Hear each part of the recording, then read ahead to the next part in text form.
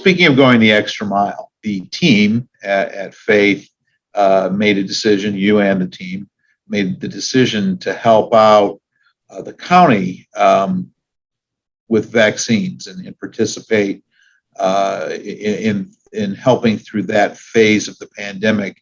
Can you talk to us a little bit about how that came to be? And then not only did the team decide to help out, but they decided to help out in a very big way. Can you tell us a little bit about that? John called me one evening and said, Marlene, can you go down to Fair Park?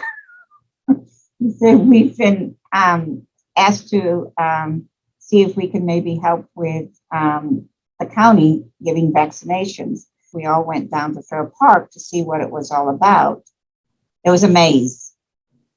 When I saw those cars and trying to drive through that maze just to get to where we needed to go for our appointment, I thought to myself, this isn't fair. This is no way can these elderly people know even where to go in line. The lanes were 2 miles long and having to wait forever to get the vaccine. I said, hopefully we can do something that's better. And so after we talked with them down there and everything, I came back here and I got my team together and I said, let's do a drive-through. Let's look to see what it would look like to do a drive-through. How many cars, what did we need? What did we need to do? So I got all of the team here. I made them all get in their cars, line up around the lake, figure out how we could bring them up and how fast we could do it. I went around the lake, walked with Robert and Terry to see exactly where the cars could be parked, how long it would take, how fast we could do all of this. I came back to John and I said, John, I have a plan. I know exactly how this can work. We'll do a drive-through. The first clinics that we did 250 at a time. And we were out there for like 4 hours. And then I told Jen, I said, you know what? We could do 500 in 3 hours. I said, Marlene, are you sure? I said, yes. So we started to do the 500. And that's when you all started to see all the cars all around, all the way down to Park Central, all the way up to the freeway. But once we started, there were some glitches that we had to work out with the county with the iPads and everything. But once we started, we did 140 injections in 1 hour. That's how proficient we became.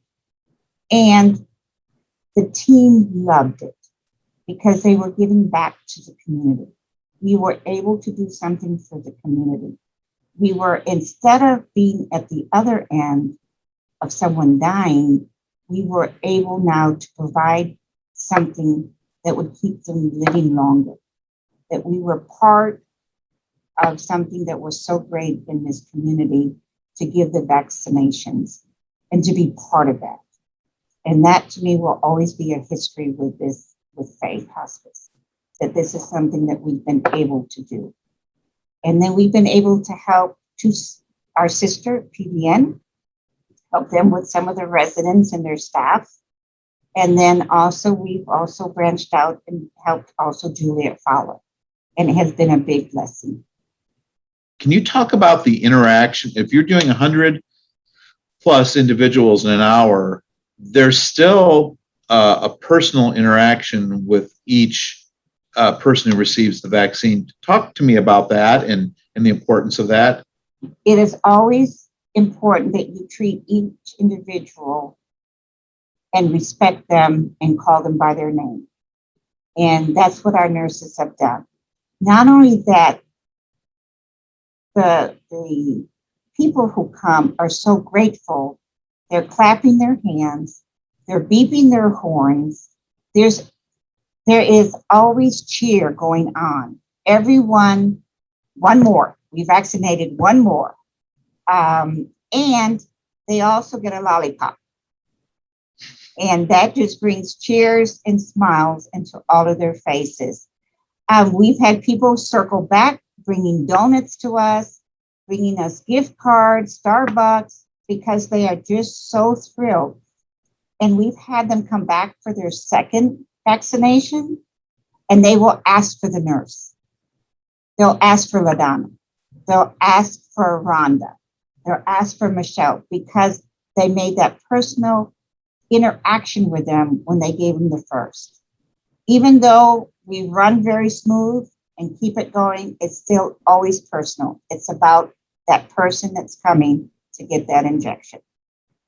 I was recently told about a situation where a person had dementia, and one of the nurses actually got in the car and held the person's hand while they received their vaccine.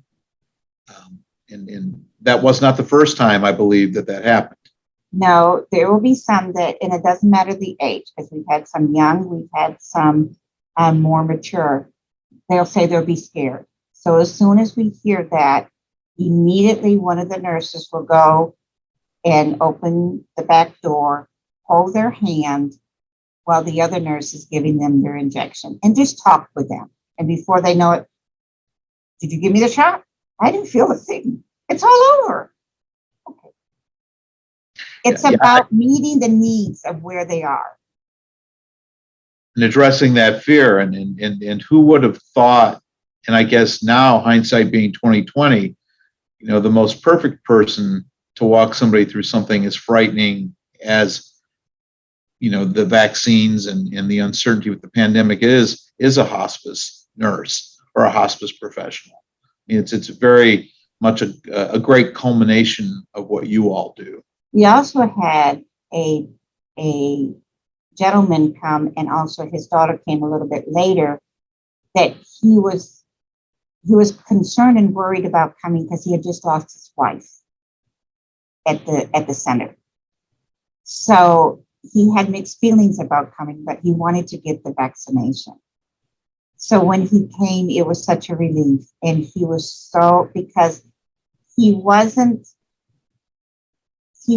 met with just somebody giving a shot and let's go down the road.